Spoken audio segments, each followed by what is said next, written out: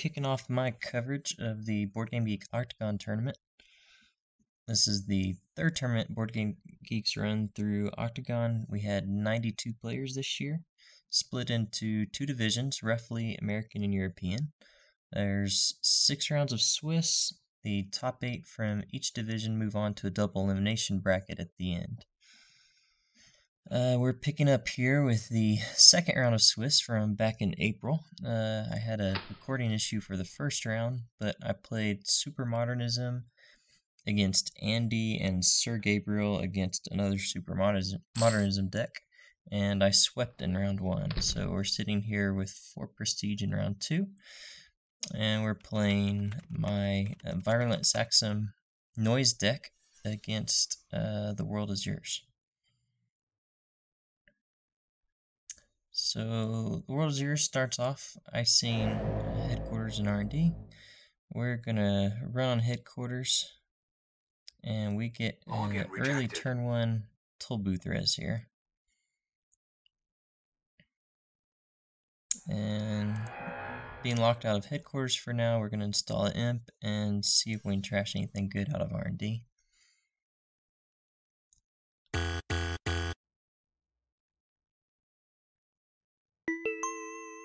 He hit the wrong button there. And we still breaking news off the top. So, one of the interesting things with the tournament they did this year, knowing these tournaments go for 2 to 3 months, with the basically 1 round a week restriction, and multiple data packs and such come out in that time frame, they decided to let people change their decks out completely week in, week out if they wanted to. So I started off with the goal of basically playing a different deck every week and seeing what happened. So you'll notice through all my recordings here, I play a lot of different decks, all from the same tournament. It's a pretty neat experience and keeps people guessing.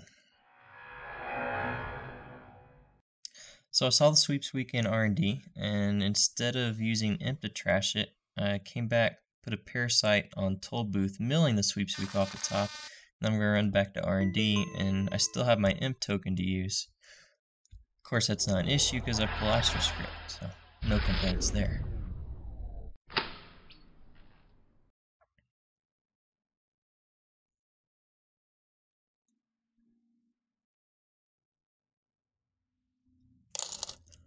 He gets a second layer of ice up on R&D, but he's still only seen it 4 credits, so there's not too much that's going to scare me away right now. We run back and hit R&D, and he reses Roto Turret, so didn't get any use out of that imp other than the virus mill for installing it, but that happens.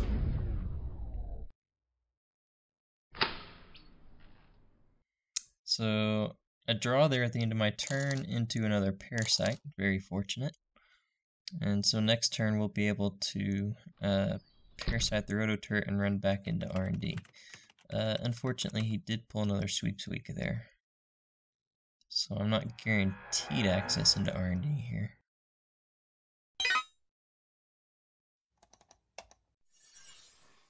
Oh, we'll see what we hit. He doesn't res, so not resing and sitting at 6 credits. I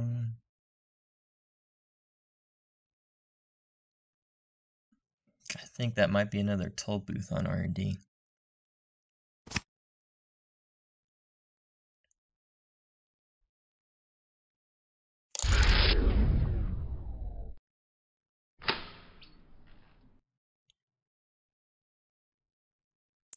Noise decks back in April had the same issue as noise decks now, although cash is helping out now. There's not a lot of economy. It's you're running very low on credits a lot of the time here, but Anarchs are made to run low on economy, so it works. So I was thinking I should have done last turn instead of drawing at the end of my turn was hitting archives. He had 3 hitting cards in there before he got out of Jackson Howard. Unfortunately, I waited till he had a remote up, but I went ahead and ran, and it's not Jackson apparently, so probably a San City Grid. I hit an APD contract in Archives and decided that's going to put me at 6 points, so instead of letting it sit there, I'm going to go ahead and click for credits and run back in there and grab it now.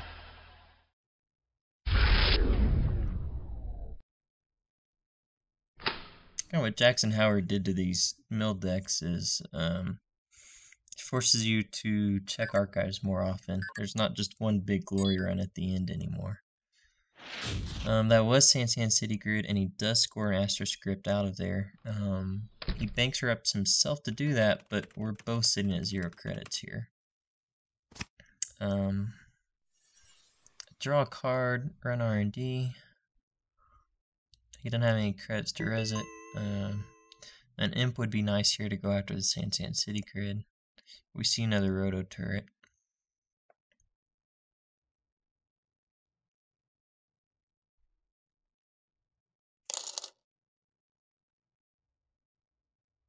We're going to go ahead and drop Joshua B to get us more clicks next turn. I think what I want to try to set up here is as many free runs. Okay, he clears virus counters to wipe out the parasite.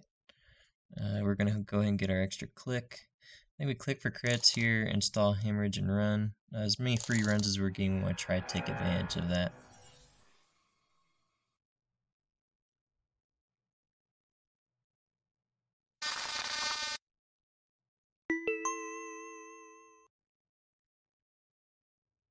And we pull Project Bill off the top. Game 2 is coming up. Stay tuned.